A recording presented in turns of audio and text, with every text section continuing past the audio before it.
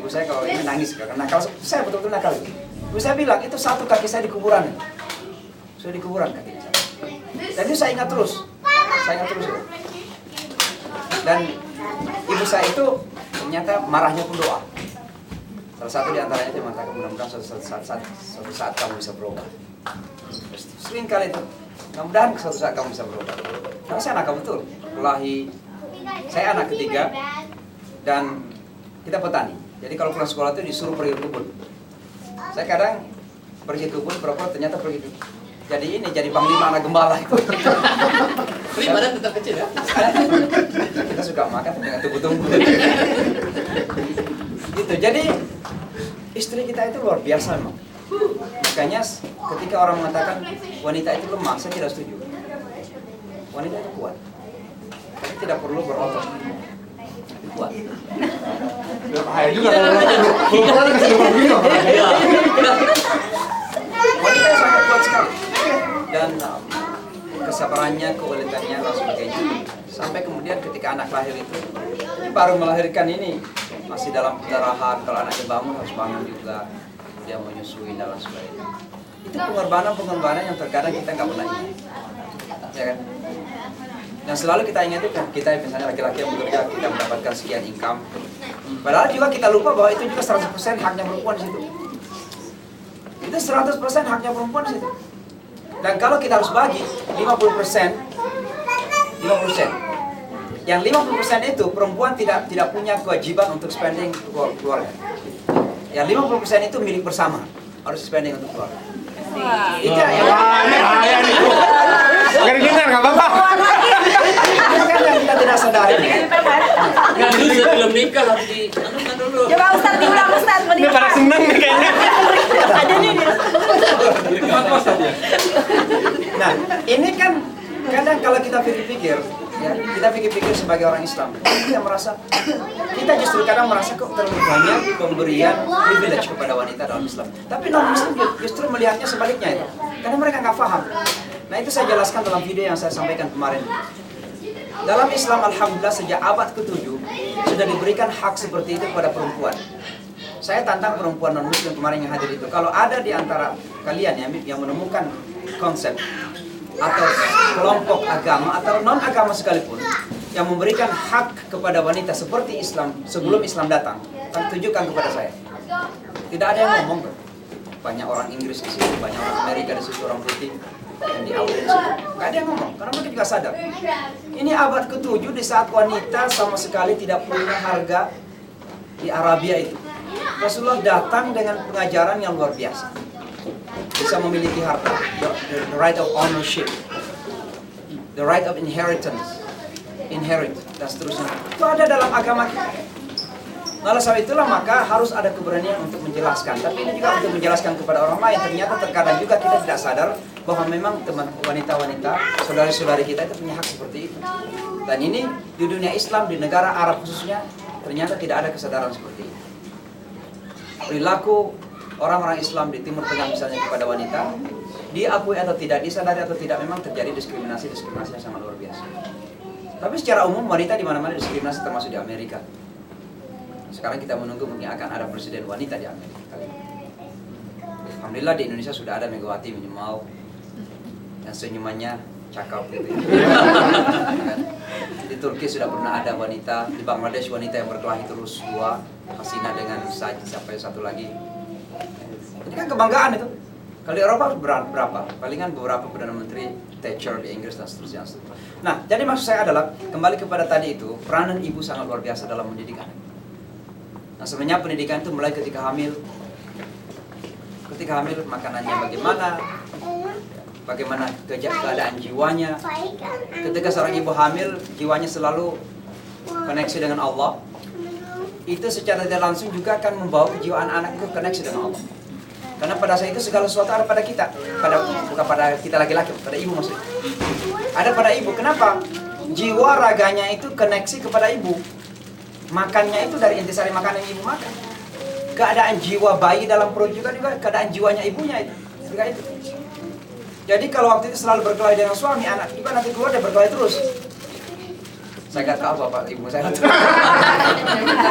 Sendiri. Ya. Jadi harus dijaga begitu. Makanya kan salah satu sunnahnya itu ketika seorang hamil sering-seringlah membaca Al-Quran, sering berzikir, baca surah Yusuf, mudah-mudahan jadi seperti Yusuf. Walaupun awal-awal hidupnya banyak tantangan, kemudian sukses dan ganteng gitu ya, paling terganteng sebagai manusia melahir dunia ini kan begitu. Atau baca surat Maryam, mudah-mudahan seperti Maryam kalau perempuan misalnya bisa menjaga diri, kehormatan dan lain-lain. Kayak seperti itu. Nah, saya kira saya ingin tutup dengan mengatakan begini. Yang pasti adalah yang paling pertama harus kita bangun adalah tanggung jawab ini. Sebab kalau memang kita tidak merasa bertanggung jawab, maka tidak ada sesuatu pun yang bisa kita lakukan. Terkadang menikah ini kan ya sekedar kita menikah, tapi sama sekali kita nggak punya visi bagaimana kita akan ke depan. Keluarga yang kita akan bangun ini apa sebenarnya? Anak-anak yang akan terlahir dari pernikahan ini bagaimana kita akan bawa? Maka bangunlah sebuah visi kesadaran. Visi kesadaran bahwa kita itu punya tanggung jawab membentuk masyarakat yang baik. Masyarakat yang baik terbentuk dari keluarga yang baik. Dan keluarga yang baik itu mohon maaf ibu tiangnya juga. Makanya Rasulullah mengatakan dalam sebuah negara itu wanita itu adalah tiangnya. Kalau wanitanya baik-baik, insya Allah sebuah negara itu akan baik-baik. Tapi kalau wanitanya yang sudah kurang baik, maka negara itu rentan untuk bisa menjadi negara yang bobrok, bangsa yang bobrok. Kan begitu. Nah mungkin ada mengatakan ini kan ibu lagi yang ya tentu refleksinya kepada laki-laki juga. Sebab ibu-ibu yang bertanggung jawab ya harus disopang oleh pakaiannya begitu. Kenapa? Laki-laki dengan perempuan itu kan pakaian of each other kan. Garment, libasun lakum. Kamu itu pakaian bagi wanita, wanita adalah pakaian bagi kamu. Jadi kalau wanita ingin baik, laki-laki harus baik dong. Masa wanita saja baik, laki-lakinya nggak baik? Kan begitu.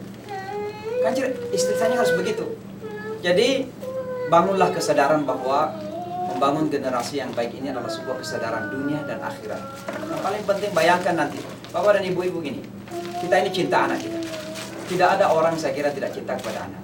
Walaupun ada orang-orang yang lebih buas dari binatang buas. Anjing itu kalau melahirkan atau kucing kalau melahirkan, pasti akan berusaha menjaga bayinya itu. Kalau ada yang dekat-dekat pasti akan diterkam. Tapi ada manusia-manusia melahirkan dimasukkan ke garbage anaknya. Gitu. Itu terjadi. Ada manusia seperti itu. Makanya kan tidak salah Al-Quran mengatakan ada manusia yang lebih jahat daripada hewan. Balhum adall. Ulaika kal an'am balhum adall. Mereka seperti hewan bahkan lebih sesat dari hewan. Perilaku manusia ada seperti itu. Ya. Kita cinta kepada anak kita. Dan kita cenderung untuk ingin anak kita sukses. Tapi terkadang kesuksesan yang kita miliki ini visinya sangat limited. Saya sampaikan di khutbah yang kemarin. Sukses dunia ini. Jadi kalau anak kita sudah sekolahnya baik, kuliahnya bagus, dapat pekerjaan yang baik, soalnya semua sudah selesai. Kesuksesan kita dalam bangun rumah tangga yang hakiki adalah seperti doa malaikat. Ada sekelompok malaikat yang tugasnya khusus membawa arsy Tuhan. Yahmilu arsy rabbihim. Dan malaikat ini sambil membawa arsy Tuhan, yaitu berdoa. Salah satu isi doanya itu sepanjang masa adalah Rabbana wa adkhilhum. Oh Allah, masukkanlah mereka jannati adnin, kepada surga Aden. Alladzi wa'adtahum, yang kamu janjikan kepada mereka, maksudnya orang-orang muslim beriman ini. Wa man salaha, dan siapa yang baik-baik min abaihim, dari orang tua mereka. Wa azwajihim, dan dari pasangan mereka. Wa dzurriyyatihim, dan dari anak-anak mereka. Jadi doa malaikat itu ingin kita sukses, mendoakan kita ketika kita masuk surga bersama-sama sebagai satu keluarga besar.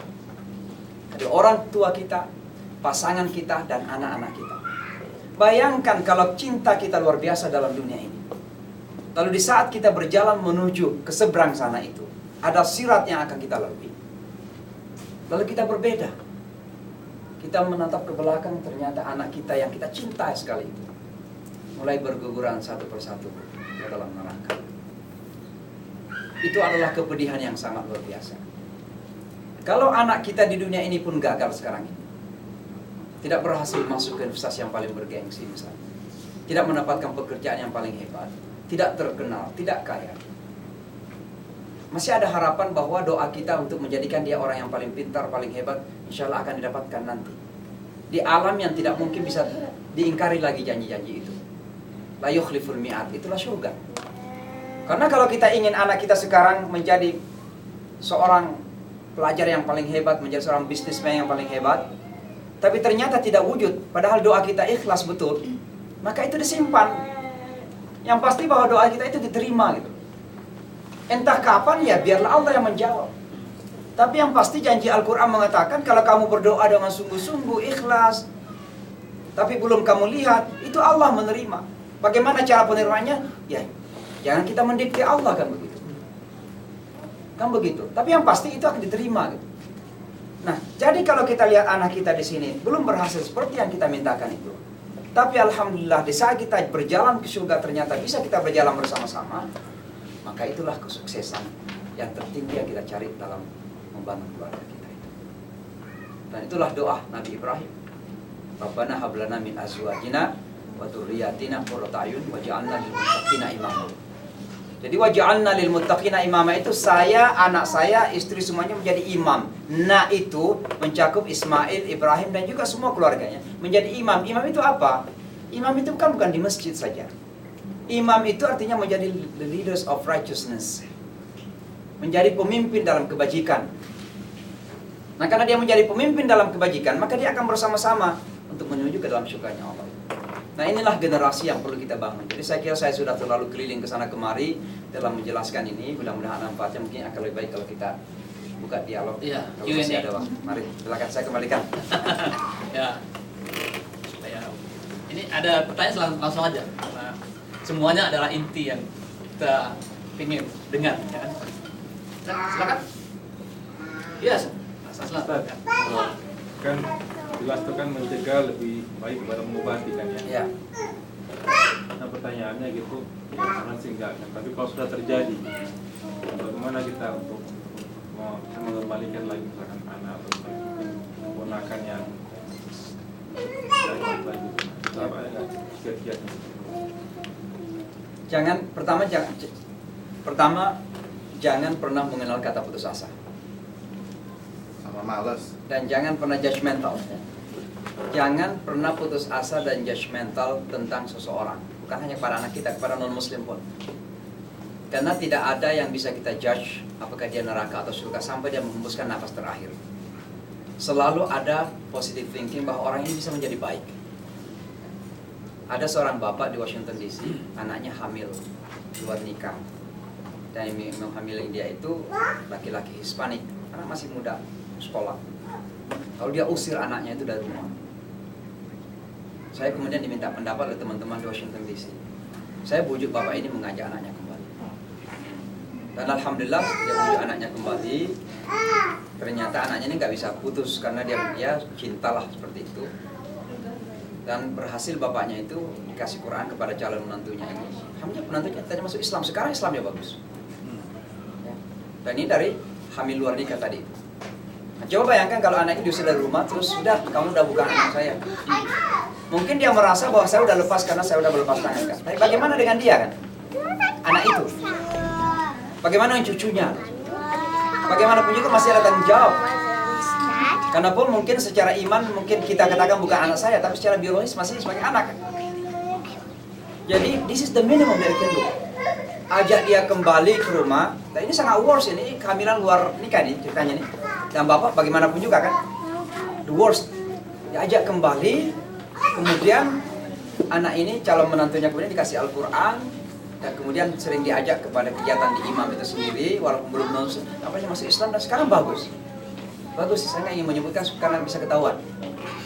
Tapi itu di Washington DC terjadi. Bagaimana caranya? Jadi, pertama optimis selalu, jangan pernah putus asa, lakukan langkah-langkah yang memungkinkan. Jangan sampai kemudian terjadi, ya udahlah, memang begitulah. Seringkali ada yang mengatakan yang begitulah. Kalau sudah seperti itu, seolah-olah kita sudah judge. Kita mendahului takdir kan. Dan takdir itu mendahului takdir maksudnya memang sudah takdirnya menjadi anak yang tidak baik. Ya mungkin pada saat itu saja kita lihat, tapi boleh jadi takdirnya kemudian dia akan berbalik menjadi anak yang lebih baik lagi. Kan begitu. Jadi jangan kita pernah mengambil sebuah kesimpulan takdir itu. Jangan mengambil sebuah takdir itu kita yakinin. Kalau terjadi pada saat itu, ya itulah kita terima supaya kita jangan sampai sakit hati yang berlebihan.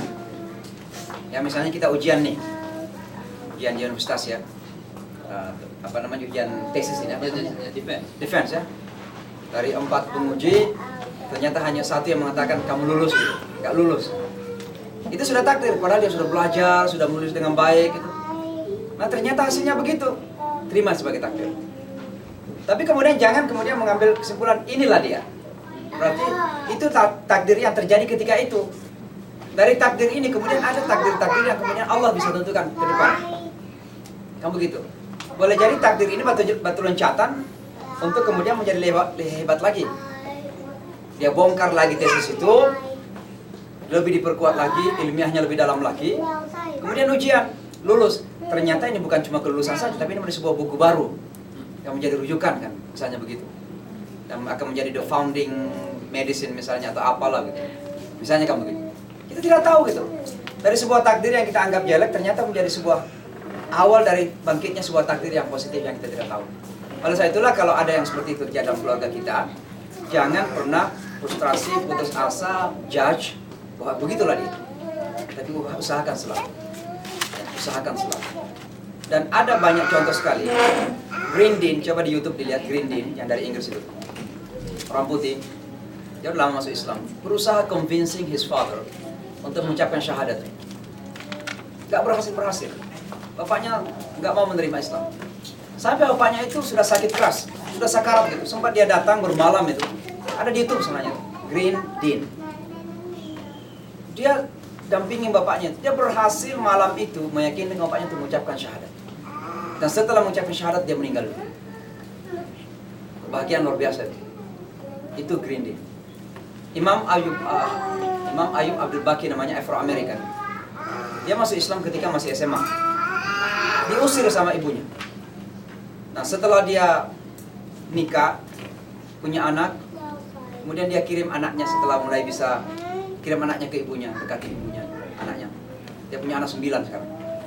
Kirim anaknya ke ibunya. Akhirnya baik lagi hubungannya. Tapi ibunya nggak mau menerima Islam.